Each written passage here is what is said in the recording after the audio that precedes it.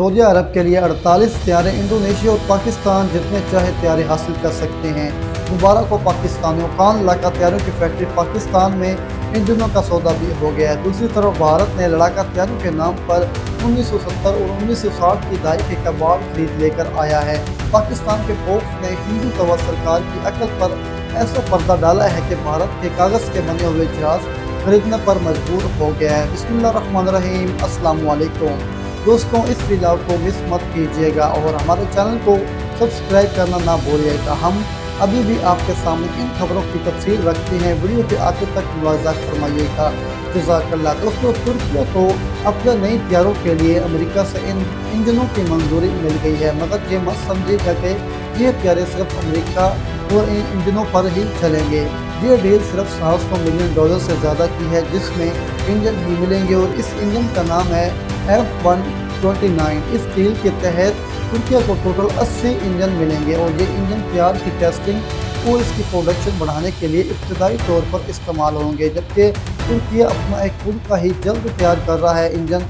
اس طیارے کو اس 1 منٹ وقت میں 2 انجن استعمال ہوں گے اور یہ امریکی انجن عارضی طور پر یوز ہوگا، جو کہ بلاک 10 اور بلیک 20 میں استعمال ہوگا۔ ترکیہ ہمیشہ کے لیے امریکہ کے ان انجنوں پر انحصار نہیں کرے گا، بلکہ ترکیہ کی کمپنی اب خود اپنا ایک پاورفل انجن جنریٹ کر رہی ہے، جس میں پاکستانی انجینئر بھی کافی حد تک کامیاب ہوتے ہوئے دکھائی دے رہے ہیں۔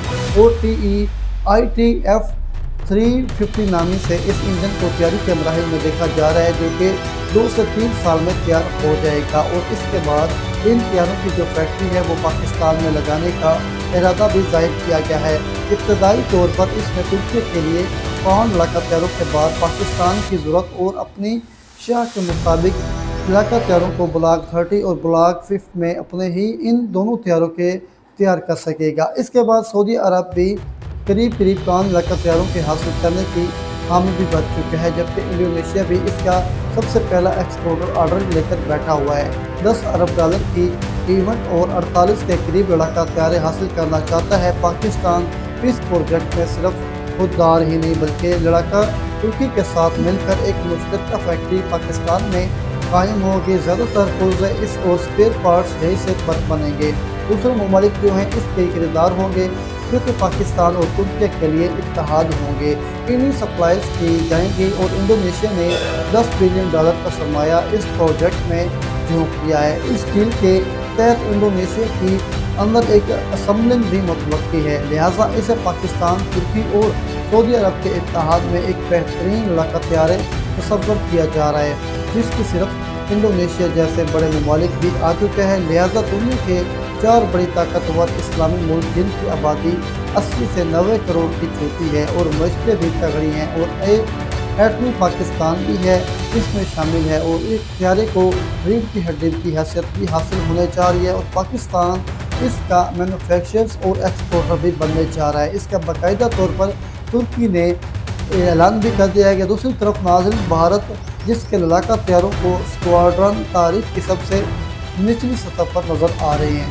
پاکستان کے 25 کے مقابلے میں اب اسی کے جو پاس 28 اسکواڈرن رہ گئے ہیں، جو کہ کبھی 45 ہوا کرتے تھے۔ اب وہ اتنا مجبور ہو گیا ہے کہ UK سے ٹورناڈو ہونے والے جیگوار لڑاکا طیاروں کو ہی اس میں خرید لایا۔ یاد رہے، دنیا کا وہ آخری اور فقط ملک ہندوستان ہے جو کہ جیگوار لڑاکا طیاروں کو آج بھی اڑا رہا ہے، اور یہ بھی ایک معجزہ ہے کیونکہ ساری دنیا سے ریٹائر کر چکی ہے اور انڈین ایئر فورس میں ابھی بھی اس کے 10 اسکواڈرنز موجود ہیں۔ لہٰذا ان اسکواڈرنز کو زندہ رکھنے کے لیے تاکہ وہ سانس لے سکے اور ہوا میں بلند ہو سکے، تو ان طیاروں کو لیا گیا ہے۔ اس کے اسپیئر پارٹس وغیرہ بننے بند ہو گئے ہیں، لہٰذا ان کے اسپیئر پارٹ استعمال کر کے ان طیاروں کو بھی یہ رکھا جائے گا۔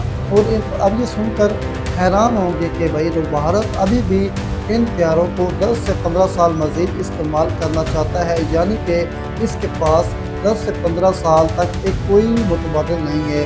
انڈیا اپنے پرانے طیاروں کو اس وقت تک عارضی طور پر استعمال کر رہا ہے، دنیا میں نظریں ڈالے ہوئے ہے، عہدے کو تیار بنا نہیں سکتا۔ تیجس طیارے کے لیے وہ امریکہ کے منت سماجت کر رہا ہے، کیونکہ اس کے لیے انجن امریکہ سے آتے ہیں، لہٰذا اس وقت بھارت تو تاریخی سنسنی کا شکار ہے۔